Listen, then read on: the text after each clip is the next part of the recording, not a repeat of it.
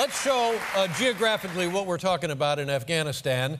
And we'll mention that the last gentleman who was here, Sergeant Romeshay, was also in this battle. Somebody that you knew well, knew of, or you fought together in this mess, right?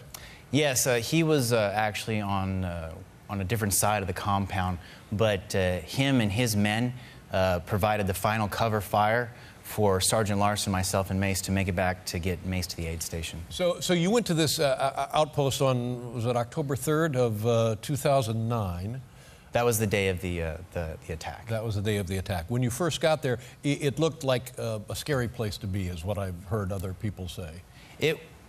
Basically, it was, the position was against pretty much everything we've learned in the military. You always want the high ground.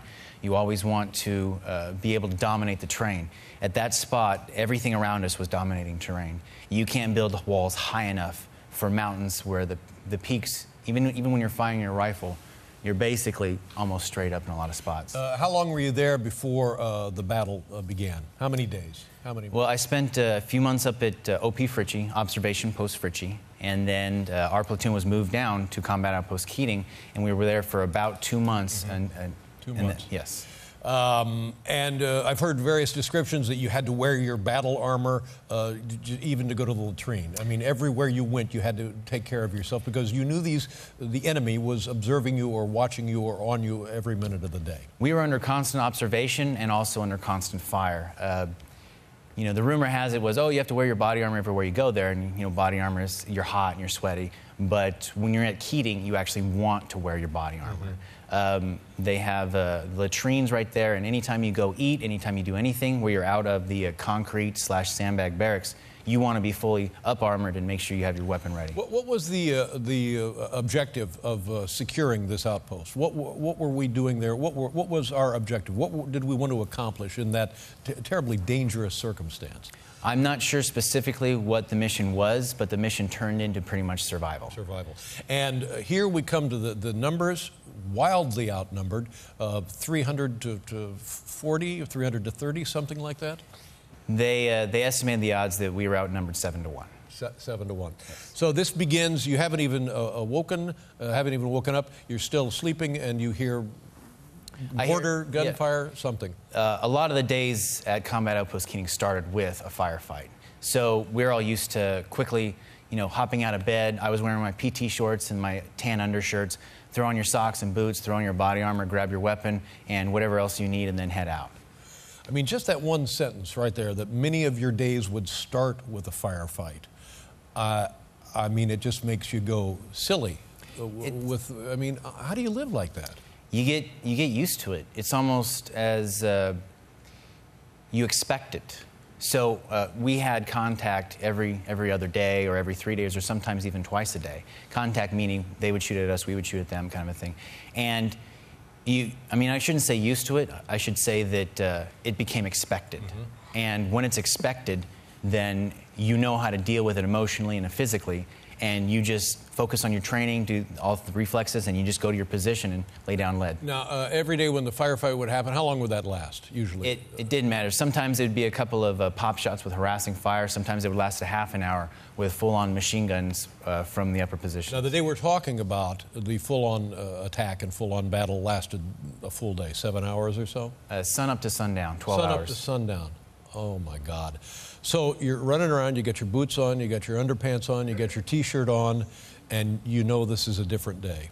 I didn't really notice it was a different day until I got to the guard position where Mace, Sergeant Gallegos, and Sergeant Larson were. And even then, I wasn't paying attention. I just saw bullet impacts in front of me, and the more I saw, the faster I ran.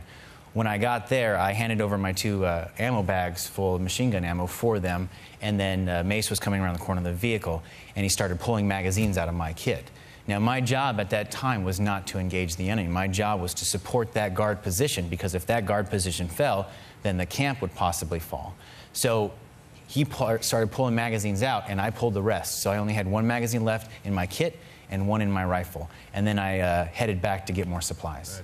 Right. And your actions during this 7-hour battle, a day-long battle rather, you were running to points of danger and back to retrieve ammunition, to deliver ammunition, and to apply first aid to fallen friends of yours. Is that what your activity was?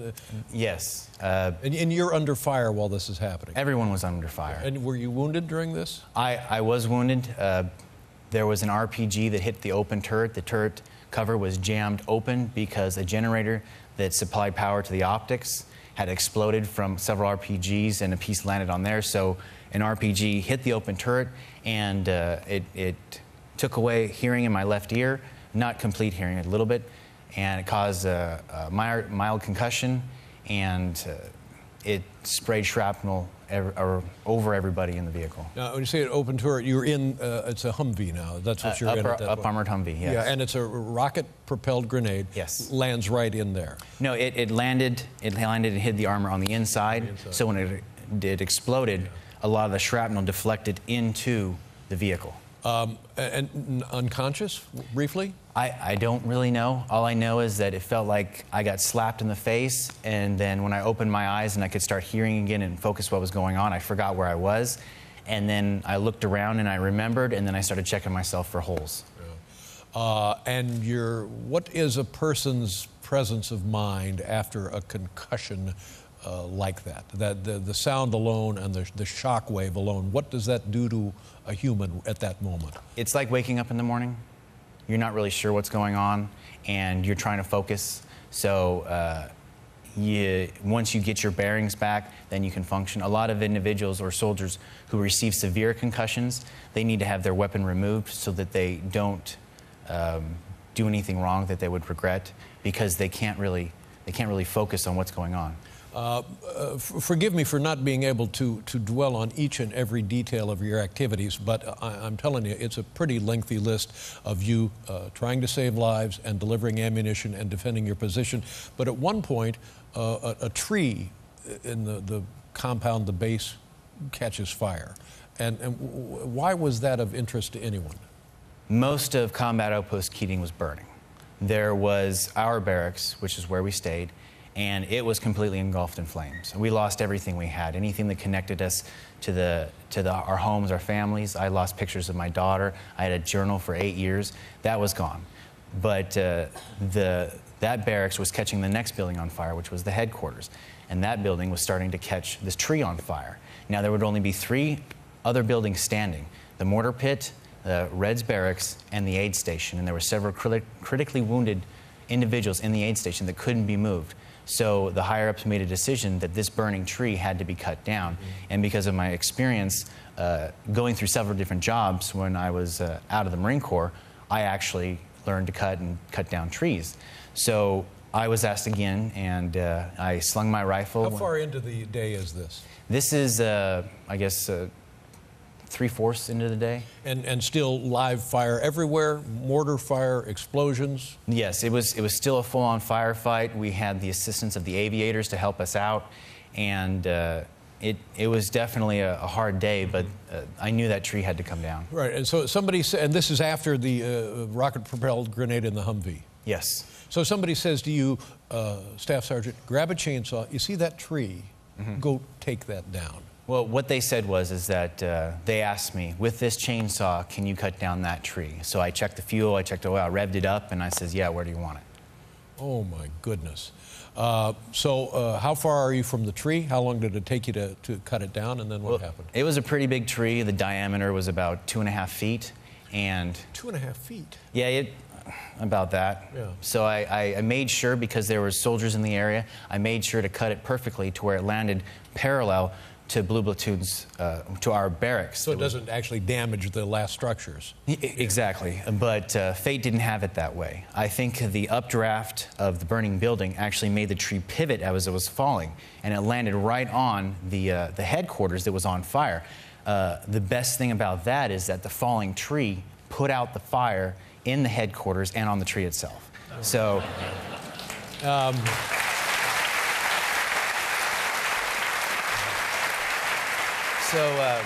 Did you, please tell me you yelled timber? I was yelling something, and yes. It definitely wasn't timber. Yes. So, it was a surprise. But The thing is that when it laid down, the limbs were touching Red's barracks, and it was also covering a path to the aid station and to other guard positions. So once again, I actually climbed up on top of the building and started clearing the limbs to provide a path for the aid station and them. And that's when my platoon sergeant First Class Hill at the time, he says, Carter, you're doing a great job. Just know you're the most exposed person out there, and I'd like you to come down. And I was like, I would think so too. I'm not in the military, and I think we'll do some pruning later. Well, just come down from there. So I said, I'm almost done, Sergeant, and then he said, you know, get the down now.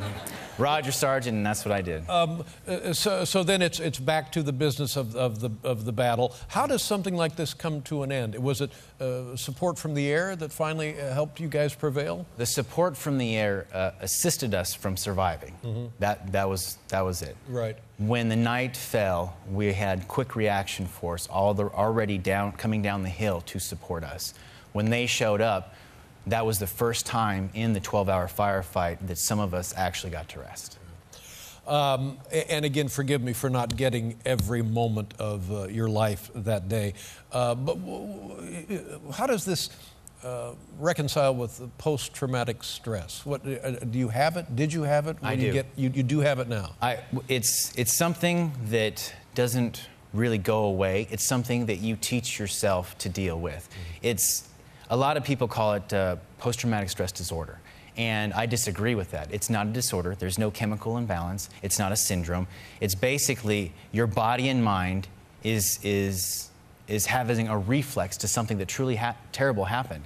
Your mind gives you memories, and your body gives you reflexes. And some of these reflexes and memories actually deteriorate your quality of life. And so even if it's something small, like for a civilian, if they get into a car accident, they might avoid that part of the freeway. Or if you're in a baseball game and you get a high ball and it hits you in the head, you're going to flinch, or you're going to think about it the next few times that you receive that flinch. Or even something worse, if you're a victim of child abuse or sexual assault. This is all post-traumatic stress. You're going to change your life to not go through that experience again. Now, it's none of my business, but how in you has this manifested itself? What symptoms did you start to notice? I didn't notice them at first. For me, the people that were around me, my leadership noticed it. All I felt like is that I didn't want to talk to anybody. I didn't want to do anything. I saw myself, because I wasn't able to save Mace, I saw myself as a failure, not only as a soldier, but Mace, in life. one of your buddies that you were able to bandage him, put a tourniquet on his leg, stop the bleeding. He was lifted out of the battlefield and then later sadly died on a surgical table. Is yes, that? Yes. All my life, all your life you train for everything. Every decision you make, whether it's a good decision or a bad decision, prepares you for your next set of decisions. So all my life, I pretty much had been training for that day.